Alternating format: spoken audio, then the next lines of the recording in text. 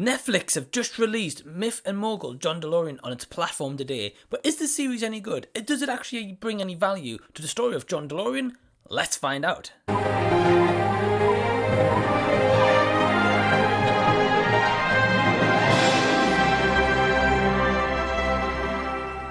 What's going on, everyone? Welcome back to another edition. If you're brand new here, I'm Mike, and please also feel free to hit that subscribe button so I can see you again next time. It's just the red button down below. It literally takes you a second or two. So today, Netflix have just released the Myth and Mogul John DeLorean. Now, it's really cool because in the previous week, they released the movies that made us, the new episode of Back to the Future. So I kind of love that we're kind of getting Back to the Future related stuff, especially as this one is obviously about John DeLorean and, of course, the DeLorean DMC vehicle. However, the series itself is produced by D.A. Pennebaker, if I've pronounced that correctly. And the cool thing is about D.A. Pennebaker is that they're very well known for making kind of musical documentaries, especially about Depeche Mode and Bob Dylan, etc. So it really is a great director, and I've seen a couple of those documentaries before, and they're actually really fascinating. So I was really intrigued as to how this director was going to bring the life of John DeLorean in this kind of new documentary style. So essentially it consists of 3 episodes, all of them around or less than 50 minutes long. And what I can truly say about this documentary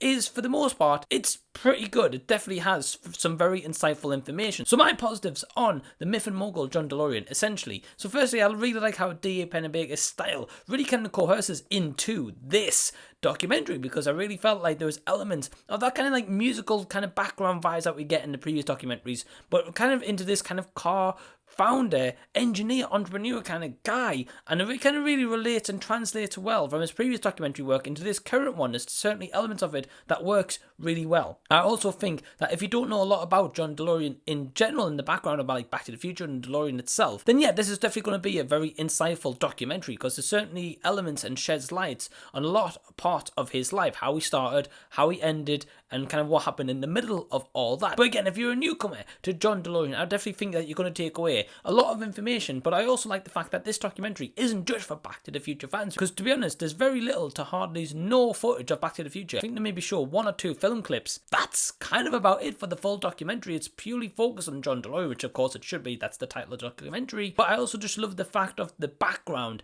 of how the DeLorean was made and how this all came to fruition, whether it was a good backstory or whether it wasn't.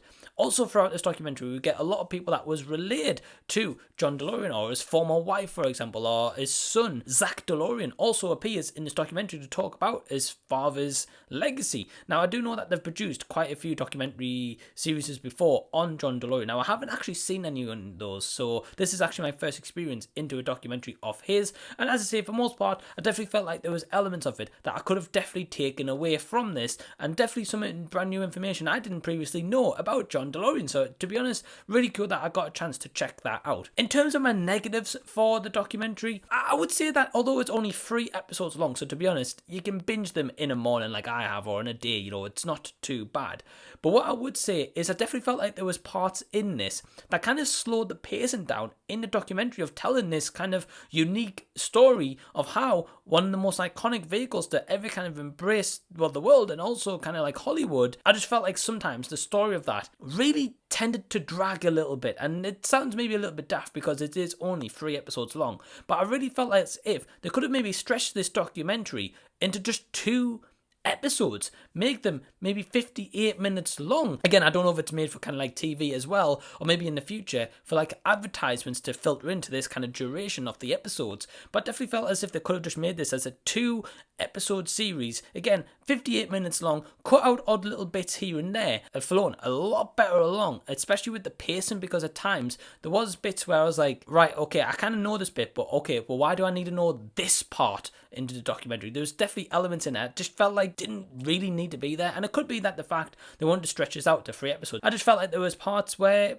it just didn't really work. And for overall, especially if, for example, also if you've seen the previous documentaries, I don't think you're going to find a lot in this brand new one that you don't already know. There's definitely going to be elements that there will be, you pick up odd little 1 or 2 things, but for people who have actually seen a documentary on John DeLorean before, definitely feel as if this maybe might not add anything kind of brand new for you. So with that in mind, guys, my overall score for Myth and Mogul John DeLorean is So have you seen this documentary? If you have, or if you're planning to, leave your comments down below and let me know what you think. So in the meantime, if you can give this video a big thumbs up and subscribe to your channel, I'd really appreciate it. Again, I did enjoy this documentary, but it wasn't anything too groundbreaking, but there was definitely elements of it that I took away in general. So I hope you really enjoyed this review, and until the next time that I see you guys, I'll be seeing you later.